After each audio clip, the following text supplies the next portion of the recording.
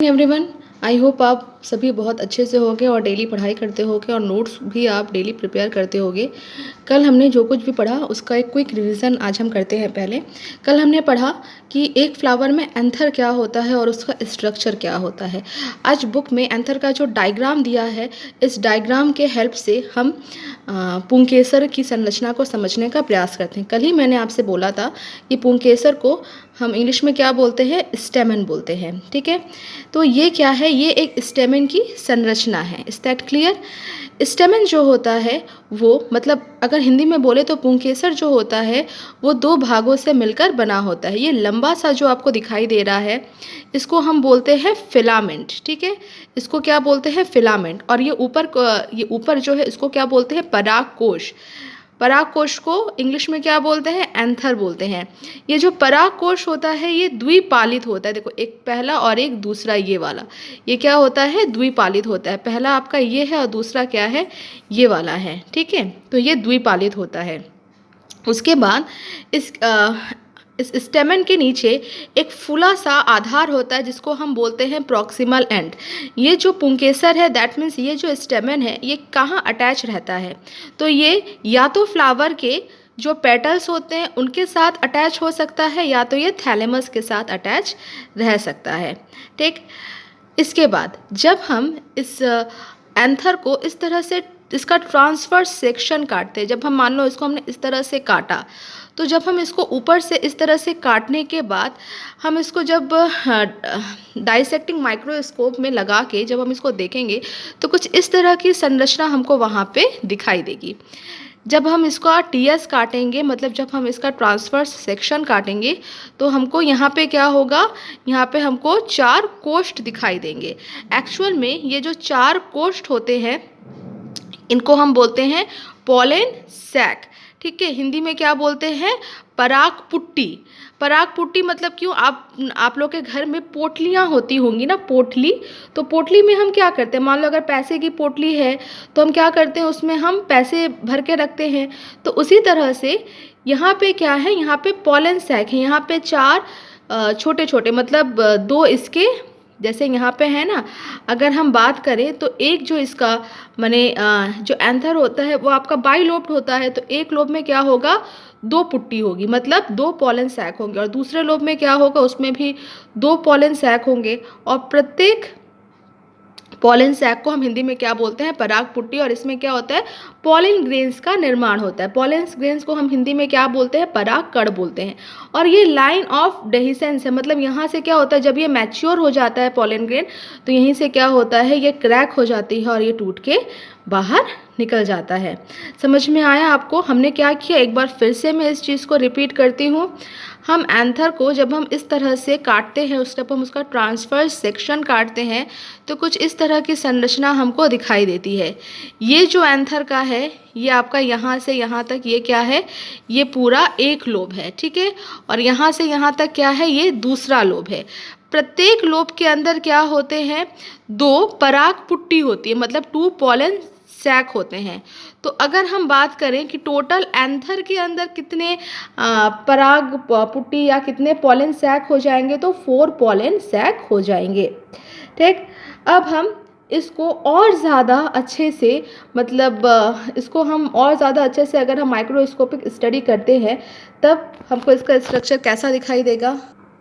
जब हम पेज को पलटते हैं तो देखो यहाँ पे जो डायग्राम ए है, डायग्राम ए किस चीज़ को यहाँ पे शो कर रहा है, transfers section of young anther. जब यंग एंथर है तो यंग एंथर का जब हम टीएस काटते हैं तो हमको इस तरह का स्ट्रक्चर देखने को मिलता है। जब हम यंग एंथर की बात करते हैं तो मैंने आपको बताया था ना, ये यहाँ से यहाँ तक क्या है, ये इसका 1 लोब और ये इसका दूसरा लोब। और प्रत्येक लोब के अंदर क्या होता है, 2 पॉलन सैक। इस लोब के अंदर 1-2 पॉलन, मतलब 1 और 2, और इस लोब के भी अंदर 1 और 2 पॉलन सैक होते हैं। इतनी बात तो आपको समझ में आ गई होगी।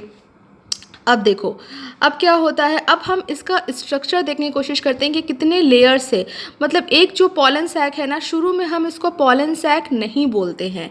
पॉलन सैक हम तब बोलते हैं जब बिल्कुल मैच्योर हो जाता है। इस बात का आप थोड़ा ध्यान देना।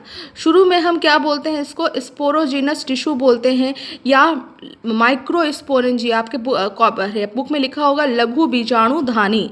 ठीक है, शुरू में हम इसको बोलते हैं लघु बीजाणुधानी। लघु मतलब छोटे, बीजाणु मतलब स्पोर। ठीक है, बीज लाइक स्ट्रक्चर, गोल गोल, और धानी मतलब ग्रहण करने वाले। तो यहाँ पे चूंकि लघु बीजाणु का निर्माण होता है, तो इसीलिए इसको हम बोलते हैं लघु बीजाणुधानी। आप अपने सुविधा के अनुसार इसको लघु बीजाणुधानी, पॉलन सैक कुछ भी बोल सकते हो, लेकिन थोड़ा सा यहाँ पे अंतर है। अंतर क्या है, लघु बीजाणुधानी हम इसको तब बोलते हैं जब एंथर क्या होता है, यंग होता है। हम इसको पॉलन सैक कब बोलेंगे, जब एंथर, देखो इसको हम बोलेंगे पॉलन सैक। यहाँ पे क्या हो चुके हैं, जो माइक्रोस्पोर हैं, जो लघु बीजाणु हैं, वो पॉलेंस में कन्वर्ट हो चुके हैं। तो हम इसको क्या बोलेंगे, हम इसको बोलेंगे आप पॉलन सैक। तो आई होप आपको दोनों में डिफरेंस समझ में आया होगा। पॉलन सैक हम कब बोलेंगे, पॉलन सैक हम तब बोलते हैं जब पॉलन ग्रेन्स जो होता है वो पूरी तरह से मैच्योर हो जाते हैं, मतलब जब वो मैच्योर होके जब वो निकलना शुरू करते हैं तो हम उसको बोलते हैं ये पॉलन सैक है। 1 2 3 4 पॉलन सैक है। हम इसको माइक्रोस्पोरेंजिया कब बोलते हैं, जब एंथर बिल्कुल यंग होता है, मतलब जब उसमें जस्ट पॉलन बनना क्या हुआ है, अभी स्टार्ट हुआ है। फिलहाल हम इसके लेयर्स के बारे में पढ़ते हैं। तो एक जो ये आपका माइक्रोस्पोरेंजिया है, ये 3 लेयर से घिरा होता है। सबसे पहला जो लेयर होता है वो होता है एपिडर्मिस। ठीक, दूसरा जो लेयर होता है वो होता है एंडोथीशियम। तीसरा जो लेयर होता है वो होता है मिडिल लेयर, और फोर्थ लेयर क्या होता है, फोर्थ लेयर होता है टैपिटम। ठीक है, मैं फिर से एक बार अपनी बात को रिपीट करती हूँ कि जो ये माइक्रोस्पोरेंजिया होता है, या आप इसको अगर डाउट है तो आप पॉलन सैक भी बोल सकते हो, कोई गलती नहीं होगी। लेकिन बस याद रखना, पॉलन सैक मैच्योर एंथर में बोलते हैं और जो माइक्रोस्पोरेंजिया है वो यंग एंथर में बोलते हैं। तो जो माइक्रोस्पोरेंजिया होता है वो 4 लेयर से घिरा होता है। ये स्ट्रक्चर बहुत इंपॉर्टेंट है, हमेशा बोर्ड एग्जाम में पूछा जाता है। तो जो माइक्रोस्पोरेंजिया है वो 4 लेयर से क्या है, यहाँ पे घिरा है। पहला लेयर क्या है, एपिडर्मिस। दूसरा लेयर क्या है, एंडोथीशियम। तीसरा लेयर क्या है, मिडिल लेयर। चौथा लेयर क्या है, टैपिटम। अब जो कुछ भी मैंने आपको बताया उसको मैं अपने नोट्स के द्वारा आपको मैं क्लियर करने की कोशिश करती हूँ। The structure of microsporangia and TS of mature anther. ठीक है, स्ट्रक्चर ऑफ माइक्रोस्पोरेंजिया। अब हम एक माइक्रोस्पोरेंजिया की बात करते हैं। तो जो TS of microsporangia near circular होता है, मतलब गोल होता है, और वो 4 लेयर से क्या होता है, घिरा होता है। पहला लेयर आउटर मोस्ट एपिडर्मिस, दूसरा एंडोथीशियम, तीसरा मिडिल लेयर। ये जो तीनों लेयर होते हैं उनका काम क्या होता है, प्रोटेक्शन का और डेhiscence का। डेhiscence का मतलब होता है स्फुटन का, मतलब जब पॉलन ग्रेन जब मैच्योर हो जाते हैं तो उनको बाहर निकालने का, मतलब इसका मतलब क्या होता है, डेhiscence। और टैपिटम क्या होता है, ये इनर मोस्ट लेयर होता है। इसका काम क्या होता है, नरिशमेंट प्रोवाइड करना। किसको, जो पॉलन ग्रेन जो वृद्धि करते हुए पॉलन ग्रेन को ये नरिशमेंट अर्थात पोषण प्रदान करता है। जो टैपिटम की जो सेल्स होती हैं उसमें डेंस साइटोप्लाज्म होता है, मतलब उसका कोशिका द्रव्य जो होता है वो काफ़ी गाढ़ा होता है, और उसे कोशिका द्रव्य में मोर देन 1 न्यूक्लियाई होते हैं, मतलब एक से ज़्यादा न्यूक्लियस होते हैं। अब इस चीज़ को हम यहाँ पर डायग्राम के द्वारा समझने की कोशिश करते हैं। देखो डायग्राम में आपको क्या दिखाई दे रहा है, यहाँ पे ये जो आपका एक माइक्रोस्पोरेंजिया है, ये एक माइक्रोस्पोरेंजिया जो सबसे आउटर लेयर है वो क्या है, एपिडर्मिस है। ठीक है, ये वाली जो लेयर है, ये वाली पूरी क्या है, ये वाली पूरी एपिडर्मिस है। ठीक है, बाहर आउटर वाली। उसके बाद एपिडर्मिस हो गया। उसके बाद ये जो ब्लैकिश से मैंने किया है ये वाला पूरा, ये क्या है, ये पूरा आपका एंडोथीशियम है। Is that clear. उसके बाद मिडिल लेयर कौन सा है, ये वाला। यहाँ पे पूरा आपका मिडिल लेयर होता है। यहाँ ये पूरा क्या है, ये पूरा मिडिल लेयर है। और माइक्रोस्पोरेंजिया को घेरे हुए ये वाला जो लेयर है, माइक्रोस्पोरेंजिया को घेरे हुए ये वाला जो लेयर है, जिसको मैंने केवल इतने से दिखाया है, ये पूरा जो लेयर है उसको हम बोलते हैं टैपिटम। ठीक। तो एपिडर्मिस हो गया, एंडोथीशियम हो गया, टैपिटम हो गया, मिडल लेयर हो गया। इसके बीच में होता है माइक्रोस्पोरेंजिया। जब एंथर यंग होता है तो इसके बीच में होता है स्पोरोजीनस टिश्यू। नाम से इसका अर्थ पकड़ने की कोशिश करो, स्पोरोजीनस टिश्यू। स्पोरो का मतलब होता है स्पोर, जीनस का मतलब होता है जन्म देना, मतलब जनरेशन, और टिश्यू का मतलब होता है उत्तक। तो स्पोर को जन्म देने वाले, मतलब स्पोर को पैदा करने वाले जो टिश्यू होते हैं वो यहाँ पे क्या होते हैं, भरे हुए रहते हैं।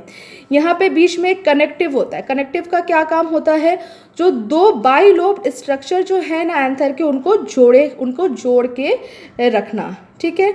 यहाँ पे अगर हम इसको बाहर, आप इसका डायग्राम अगर देखोगे तो यंग एंथर में क्या होता है, होमोजीनियस कॉम्पैक्ट टिश्यू, इसको बोलते हैं स्पोरोजीनस टिश्यू। इसके बाहर क्या लेयर होगा, इसके बाहर टैपिटम मौजूद होगा। अब हम नोट्स देखते हैं। यहाँ नोट्स में क्या लिखा हुआ है, एक अनुप्रस्थ काट में एक प्रारूपी लघु बीजाणुधानी 4 भित्ति परतों से आवृत होती है। पहला क्या है, एपिडर्मिस, दूसरा एंडोथीशियम, तीसरा मिडिल लेयर, चौथा tapetum. Epidermis, endothecium, middle layer, इन तीनों का काम क्या होता है, प्रोटेक्शन। टैपिटम का काम क्या होता है, नरिशमेंट। बाहर की ओर की तीनों परतें संरक्षण प्रक्रिया का कार्य करती हैं। मतलब एपिडर्मिस, एंडोथीशियम, मिडिल लेयर, ये क्या करती हैं, संरक्षण, मतलब उसको संरक्षित करती हैं। संरक्षण किसको संरक्षण प्रदान करती हैं, ये स्पोरोजीनस टिश्यू को, जिससे स्पोर का निर्माण होने वाला है उसको। तथा पराग कोश के स्फुटन में मदद कर पराग कण अवमुक्त करती हैं। मतलब जब पराग कण जब मैच्योर हो जाते हैं तो उनको मुक्त करने में भी मदद करती है। इसकी सबसे आंतरिक परत टैपिटम होती है। यह विकासशील पराग कणों को पोषण देती है।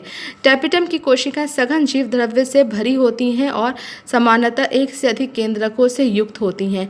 जब एक पराग कोश अपरिपक्व होता है तब घने सुसंबद्ध सजातीय कोशिकाओं का समूह, जिसे बीजाणु उत्तक कहते हैं, लघु बीजाणुधानी के केंद्र में होता है। वही होमोजीनियस जो आपका स्पोरोजीनस टिश्यू है वो बिल्कुल केंद्र में स्थित होगा। तो आई होप आपको आज का लेक्चर समझ में आया होगा।